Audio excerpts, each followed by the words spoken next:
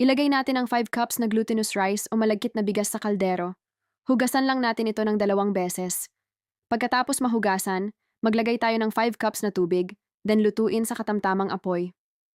After ilang minuto, ayan, luto na siya. Hanguin na natin at iset aside muna. Next, sa pan naman, ilagay natin ang 2 packs na coconut cream, 1 and 1/2 can ng ube condensed milk, at 1/4 teaspoon ng salt. Haluin lang hanggang mag-combine ang lahat ng ingredients. Pakuluin natin sa katamtamang apoy. Kapag kumulo na, haluin ulit. Then idagdag na natin ang nalutong malagkit na bigas. Haluin lang natin hanggang sa matuyo at kumapal na ang texture. Mapapansin nyo, medyo chewy na siya at parang biko na ang consistency. Kapag ganyan na, pwede na natin itong hanguin at palamigin sandali. Next, ihanda naman natin ang desiccated coconut. Mag-scoop tayo ng mixture gamit ang puto molds, then i-flatten natin. I-coat lang sa desiccated coconut. Pwede rin kayong maglagay ng filling sa loob like yema or dulce de leche para mas masarap. Gayahin nyo lang yung ginagawa ko sa video.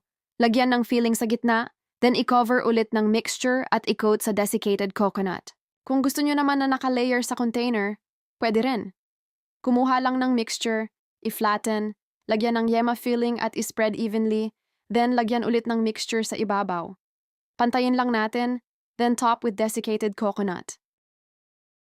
And ayan na ang ating masarap na ube yema biko delight. Sobrang sarap nito, promise.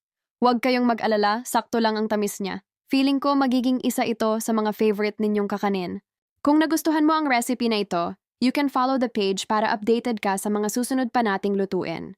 Ma-appreciate ko kung mag-like o mag-share ka para mas marami pang makasubok ng easy recipes na ito. Comment ka rin kung taga saan ka. Nakakatuwa talagang malaman kung saan-saan na nakakarating ang mga recipes natin. Thank you so much for watching. Happy cooking!